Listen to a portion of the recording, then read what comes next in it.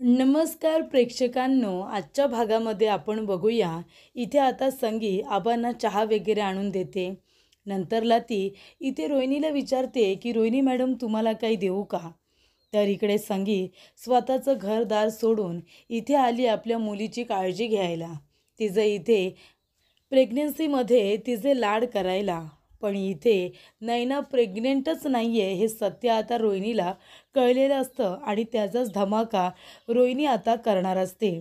आणि जेव्हा इथे संगी विचारते की रोहिणी मॅडम तुम्हाला चहा देऊ का? तेव्हा रोहिणी विचारते, अहो मिसेस खरे, तुम्ही इथे कशाला आलात? तुम्ही तुमच्या मुलीची काळजी घ्यायला आलात ना? मग तुमच्या एक गोष्ट लक्षात येते का? तुमची मुलगी नैना हल्ली खूपच जास्त चिडचिड करायला लागली आहे. ती खूपच जास्त रागवायला लागली आहे. ही गोष्ट तुमच्या लक्षात आली आहे का की ती असं का करते? तेव्हा संगी म्हणते, नाही ते मलासुद्धा माहिती आहे, ती जरा जास्तच चिडचिड करते. पण ह्या दिवसांमध्ये असं होतं. तेव्हा रजनी म्हणत असते, नाही तुम्ही बरोबर बोलताय ताई, या दिवसांमध्ये असं होतं. पण जरा नैना कधी कधी जरा जास्तच रिॲक्ट करते. ती जास्तच चिडचिड करते, ओरडते. तेव्हा इकडे आता रोहिणी म्हणत असते की मला काय वाटतं मिसेस खरे, आपण आहे ना तिची जरा जास्त काळजी घेतली पाहिजे. कारण ती आहे ना स्वतःची काळजी व्यवस्थित घेत नाही. तुम्ही बघता ना डॉक्टरकडे सुद्धा ती एकटीच जाते. तेव्हा इथे संगी म्हणत असते की नाही डॉक्टरकडे ती एकटी जाते. पण तेव्हा कलाला सुद्धा असंच वाटत होतं की ती स्वतःची काळजी घेत नाही. म्हणून कलासुद्धा डॉक्टरांना भेटायला गेली होती आणि तिने विचारलं होतं की इथे नैनाची तब्येत कशी आहे. तेव्हा डॉक्टर म्हणाले होते की ती बरी आहे म्हणून आणि बाळसुद्धा एकदम व्यवस्थित आहे, हेल्दी आहे असं सांगितलं होतं. तेव्हा रोहिणी म्हणत असते की डॅड, मी काय बोलते आहे, आता आपल्या नयनाचा 7वा महिना संपणार आहे. तर आपण तिचं डोहाळे जेवण करून घेतलं तर? कारण कसं आहे ना नंतरला तिला गर्दी जास्त सहन होणार नाही, तिला त्रास होईल. आधीच ती किती चिडचिड करते. तेव्हा आबा म्हणतात ठीक आहे, तुमची इच्छा असेल तर तुम्ही डोहाळे जेवण करून घ्या, तुम्हाला वाटेल तेव्हा. तेव्हा संगीला खूपच जास्त आनंद होतो आणि कलाला सुद्धा. तेव्हा रजनी म्हणत असते, काय मग संगीताताई बघताय ना तुमच्या पहिल्या मुलीचं पहिलं डोहाळे जेवण. मग आता कंबर कसून कामाला लागायचं आहे आपल्याला. तेव्हा इथे संगी म्हणते, हो सगळी कामं करू ना. तेव्हा कला म्हणते, मी आहे ना, आपण सगळेजण मिळून सगळं काही करू. अजिबात काळजी करू नका, सगळी तयारी होईल. तेव्हा रोहिणी म्हणत असते की करा तयारी करा, आता खूप मोठा धमाका लवकरच होणार आहे. तर इकडे आता काजलची तंद्री लागलेली असते. तिला इथे आता आठवत असतं ज्या वेळेला ती चांदेकरांच्या इथे आलेली असते तेव्हा तिने सोहमबरोबर बोलण्याचा प्रयत्न केलेला असतो. पण सोहम तिच्याजवळ काहीच न बोलता सरळ तिथून निघून जातो. ते सगळं तिला आठवत असताना ती विचारत असताना तिकडे दिनकर काका येतात आणि म्हणतात की काजल, जे काही तुझ्या डोक्यामध्ये विचार असतील ना ते सगळे विचार आहे ना बाजूला काढायच्या. आत्ता सांगतोय मी तुला, त्या विचारांना अजिबात डोक्यात जागा द्यायची नाही. तेव्हा काजल म्हणते की बाबा, अहो मी तुम्हाला सांगते ना मला लग्नच नाही करायचं आहे. मग हे विचार मी डोक्यात घेऊन काय करू? मी सहजच इथे उभे होते. तेव्हा दिनकर काकांना संगीचा फोन येतो. तेव्हा इकडे संगी म्हणते, अहो तुम्हाला आनंदाची बातमी द्यायची आहे. दिनकर काका म्हणतात, काय आनंदाची बातमी? तेव्हा संगी म्हणते की आनंदाची बातमी अशी आहे की आपल्या कलाचं डोहाळे जेवण करणार आहे चांदेकरांच्या इथे आणि त्यासाठी आता सगळी तयारी चालू आहे. तेव्हा इथे संगी म्हणत असते, आणि तुम्हाला माहिती आहे का आपल्या नयनाच्या डोहाळे जेवणाचा घाट कुणी घातलाय? तेव्हा दिनकर काका म्हणतात, कुणी? तेव्हा इकडे संगी म्हणत असते की आपल्या नयनाच्या सासूबाईंनी, रोहिणी मॅडमने हा डोहाळे जेवणाचा घाट घातलेला आहे. त्यांनी स्वतःहून सांगितलंय की आता डोहाळे जेवण करायचं म्हणून. तेव्हा इकडे संगी म्हणत असते, मी उगाचच त्यांचा इतका राग करत होते. पण राग करण्यासारखं अजिबात नाही आहे, त्या खरंच खूप चांगल्या आहेत. तेव्हा इकडे आता दिनकर काकांना सुद्धा छान वाटतं की इथे नयनाचं डोहाळे जेवण होणार आहे. तर इथे आबांनी आता गुरुजींना फोन केलेला असतो मुहूर्तासाठी आणि ती गोष्ट आता सरोजला कळलेली असते की गुरुजी येणार आहेत म्हणून. तेव्हा रोहिणी इथे धावत पळते त्याने म्हणते की सरोज वहिनी, मला तुझ्याशी महत्त्वाचं बोलायचं आहे. तेव्हा सरोज म्हणते, आता माझ्याकडे वेळ नाही आहे, बाहेर गुरुजी येत आहेत. तेव्हा रोहिणी म्हणते, त्याबद्दलच मला बोलायचं आहे. सरोज वहिनी, इतकी धावत पळत मी इथे आले, याचा अर्थ मला तुझ्याशी काहीतरी महत्त्वाचंच बोलायचं असेल ना? तेव्हा इकडे रोहिणी म्हणत असते की मला त्या खऱ्या बहिणींच्या विरोधामध्ये एक खूप मोठं घबाड सापडलंय. तेव्हा इकडे सरोज म्हणते जे काय बोलायचं स्पष्टपणे बोल. तेव्हा इथे रोहिणी म्हणते की आता मी तुला फक्त एवढंच सांगणार आहे की डोहाळे जेवणाच्या दिवशी खूप मोठा खुलासा होणार आहे, धमाका होणार आहे एक. पण त्याच्यामध्ये आहे ना आपल्या कुटुंबाची, चांदेकर कुटुंबाची थोडीशी बदनामी होणार आहे. आपल्याला त्या गोष्टीचं खूपच जास्त दुःख होणार आहे.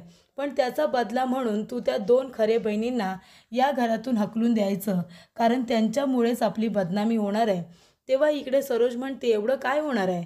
तेव्हा रोहिणी म्हणते तेव्हा तुला कळेल की नेमकं काय होणार आहे ते.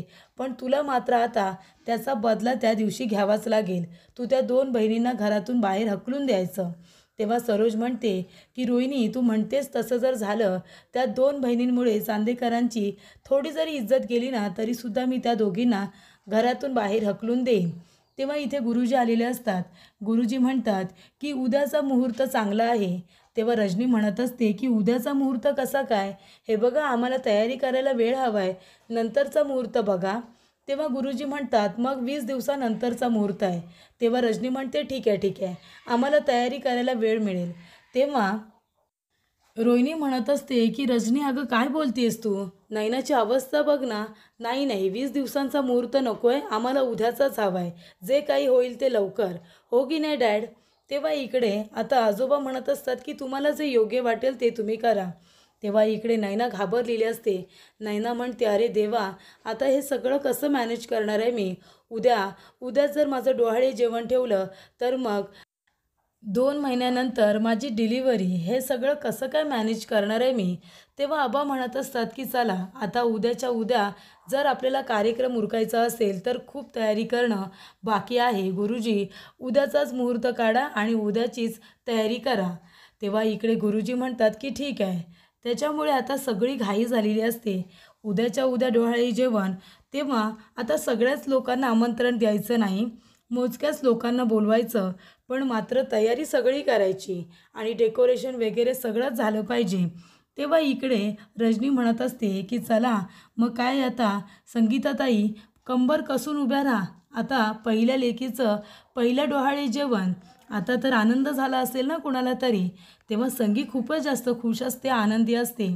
तेव्हा इकडे डेकोरेशनसाठी आता कला म्हणत असते की मी आहे ना, काळजी करण्याचं अजिबात कारण नाही आहे.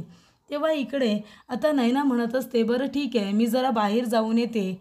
तेव्हा रोहिणी म्हणत असते की नैना अगं आता कुठे जातेस तू. तेव्हा ती म्हणते मी जरा डॉक्टरकडे जाऊन येते.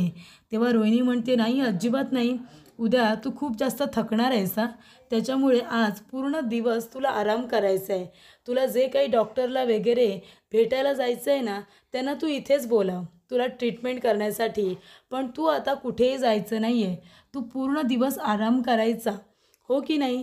तेव्हा इकडे कला म्हणत असते नैनाताई अगं रोहिणी मॅडम तुझ्या एवढं काळजीपोटी बोलतायत की कुठेही जाऊ नकोस म्हणून आराम कर, तर ऐक त्यांचं, ते एवढं प्रेमाने बोलतायत. तेव्हा इकडे आता कला एवढं समजावते. नैना म्हणते की ठीक आहे मी कुठेही जात नाही आहे. तेव्हा इकडे सगळेजण आनंदी असतात, खूप जास्त खुश असतात. तेव्हा रोहिणी म्हणत असते की करा सगळेजण आनंद सेलिब्रेट करा. पण उद्या या चेहऱ्यावरती आहे ना सगळ्यांच्या 12 वाजलेले असतील. तेव्हा सगळेजण आपापली तयारी करायला आता सुरुवात करतात. तेव्हा इकडे कला हिने तर आता डेकोरेशनची सगळ्या स्वयंपाकाची जबाबदारी स्वतःच्या खांद्यावर घेतलेली असते.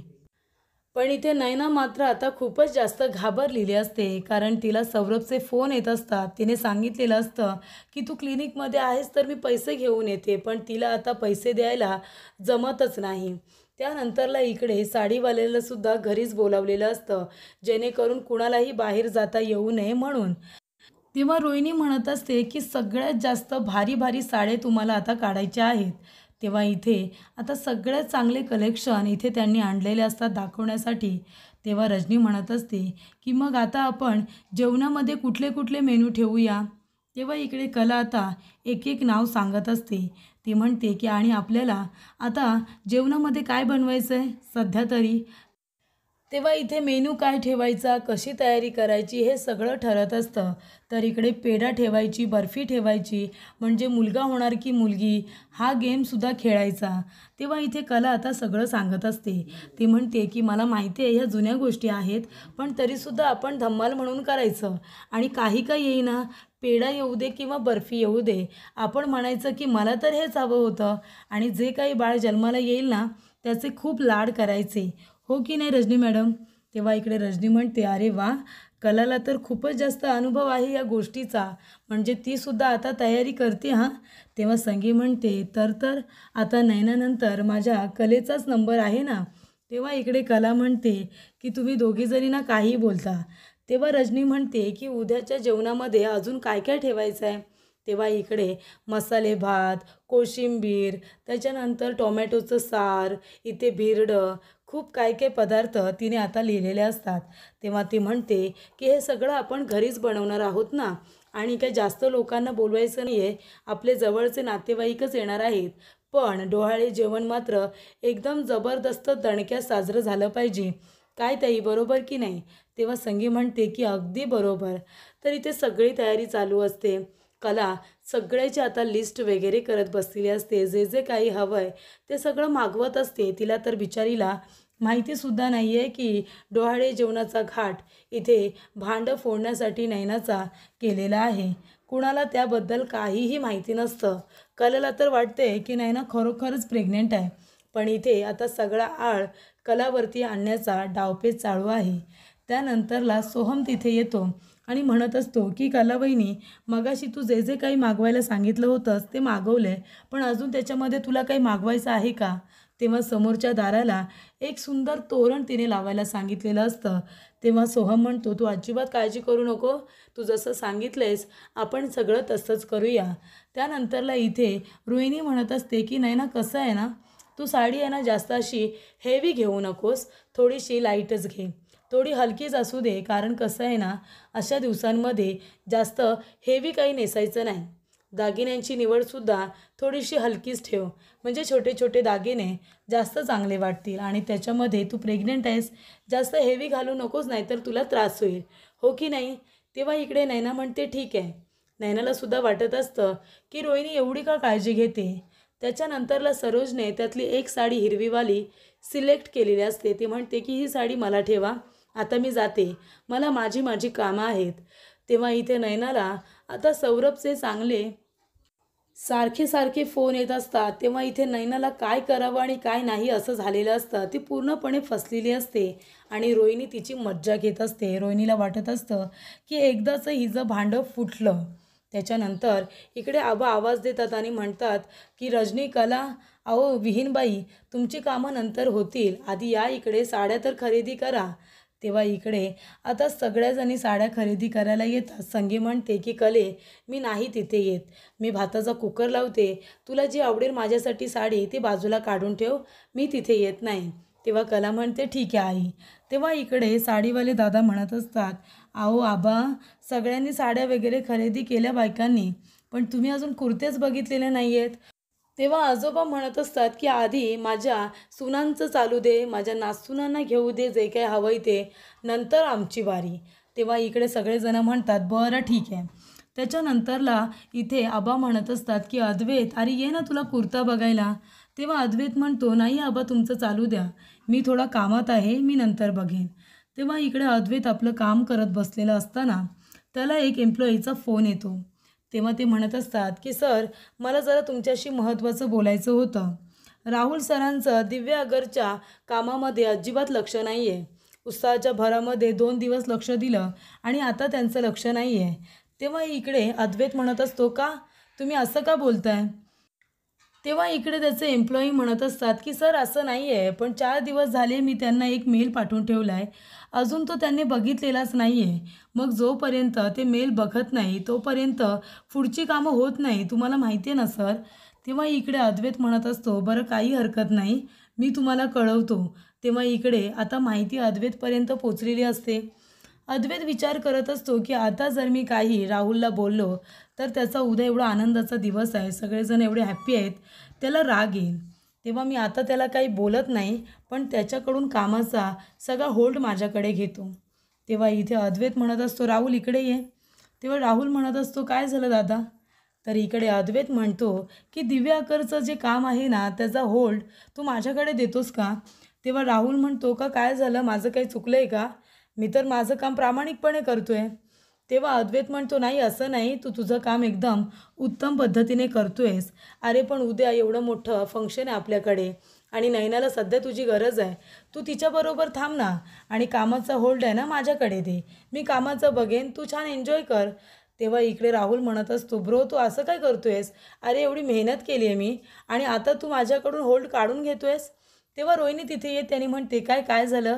तेव्हा अद्वैत म्हणतो, नाही आत्या काही झालेलं नाही आहे. अगं उद्या आपल्या घरामध्ये एवढा चांगला कार्यक्रम आहे. तेव्हा मी इथे राहुलला म्हणतो आहे की तू कामाकडे लक्ष देऊ नकोस, तू एन्जॉय कर, कामाचं होल्ड माझ्याकडे दे, दिव्या अगरचं काम मी बघतो. तेव्हा रोहिणी म्हणत असते की अद्वैत, अरे मग हे तू काय चांगलं बोलतो आहेस का? त्याने आत्तापर्यंत एवढी मेहनत केली आहे आणि आता तू ते काम घेणार आहेस. तेव्हा राहुल म्हणतो की नाहीतर काय.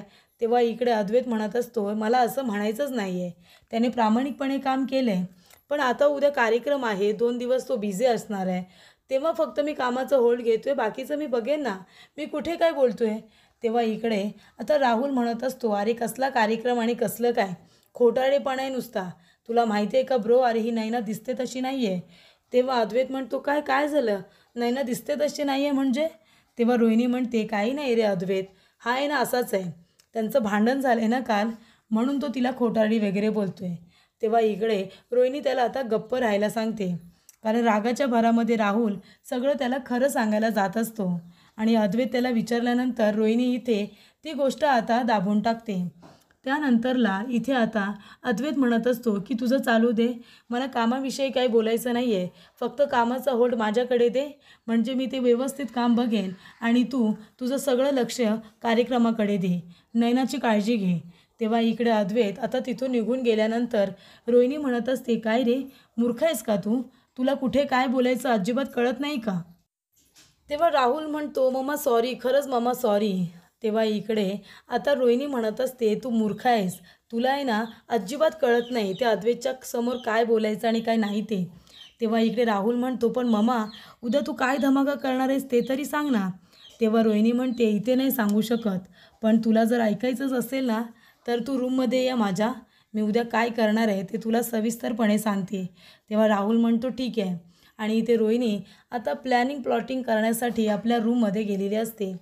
तेव्हा इकडे सगळेजण आता साड्या वगैरे बघत असतात, पण इथे आता कलाने मात्र हातामध्ये घेतलेला असतो तो अद्वैतसाठी कुर्ता. तेव्हा इकडे अद्वैतसाठी तिने छान कुर्ता काढलेला असतो. ती म्हणत असते की चांदेकरला हा रंग छान दिसेल, मी घेऊ का त्याच्यासाठी? पण मी घेतलेला कुर्ता तो घालणार आहे का? पण तो घालेल ना, का नाही घालणार, त्याला हा कुर्ता छानच दिसेल.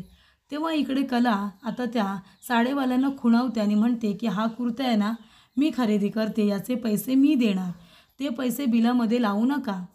तेव्हा ते दादा हसतात आणि म्हणतात, ठीक आहे, काहीच हरकत नाही. तेव्हा इकडे कलाला खूप आनंद होतो. ती म्हणत असते की वा, मी तर स्वतःच्या मनाने अति आगाऊपणा करून कुर्ता खरेदी केला आहे, पण चांदेकर घालेल ना, त्याला हा कुर्ता आवडेल ना, असा ती विचार करत असते. तेवढ्यातच तिथे पुढील भागामध्ये रोहिणी प्लॅनिंग करत असते आणि ती म्हणत असते की राहुल उद्या डोहाळे जेवण होणार, पण त्याचबरोबर खूप मोठा धमाकासुद्धा. त्या खरे बहिणींनी जो काही आपल्याला त्रास दिला आहे ना त्या सगळ्याचा बदला आपण घ्यायचा म्हणजे घ्यायचा, आणि तो सुद्धा उद्याच. अशी काही त्यांची वाट लावायची ना तर आयुष्यभर त्यांच्या लक्षात राहायला हवी आहे. तेव्हा इकडे आबा म्हणत असतात की ही रोहिणी कुठे आहे, राहुल कुठे आहेत, दोघेही इथे दिसत नाही. तेव्हा कला म्हणत असते की आबा मी त्यांना बोलून आणू का? तेव्हा इथे रोहिणी म्हणत असते की काहीही झालं ना राहुल, तरी उद्याच्या दिवशी त्या नैनाची तर वाट लावायचीच, पण त्याचबरोबर या सगळ्याचं खापर आहे ना आपल्याला त्या कलावरती फोडायचं आहे. त्यांना काय वाटते, डोहाळे जेवण मी हे खूप मनापासून करते का त्या नैनासाठी? जरी ती खरोखर प्रेग्नेंट असती ना तरीसुद्धा मी कधीच तिचं डोहाळे जेवण केलं नसतं, मी स्वतःहून तर अजिबात केलं नसतं. पण आता उद्या मला तिचं भांडं फोडायचं आहे, म्हणून मी हा सगळा घाट घातला आहे. आणि करायला गेले असते तर सहजरित्या कधीही हे भांडं मी आत्ताही फोडलं असतं, पण नाही. त्या लोकांना कशी सवय आहे तमाशा करायची, कार्यक्रमाच्या दिवशी ते लोक तमाशा करतात आणि आपणही अगदी तेच करायचं. आपणही त्या कला आणि नयनाला घरातून बाहेर काढल्याशिवाय आता स्वस्थ बसायचं नाही. तर इकडे आता रोहिणी राहुलला सांगत असते की कसं आपल्याला प्लॅन करायचा आहे, कसं त्या दोन बहिणींना या सगळ्यामध्ये फसवायचं आहे. आणि हे सगळं बोलत असताना कला त्या ठिकाणी आलेली असते. कला तिथे आल्यानंतर रोहिणी खूपच जास्त घाबरून जाते.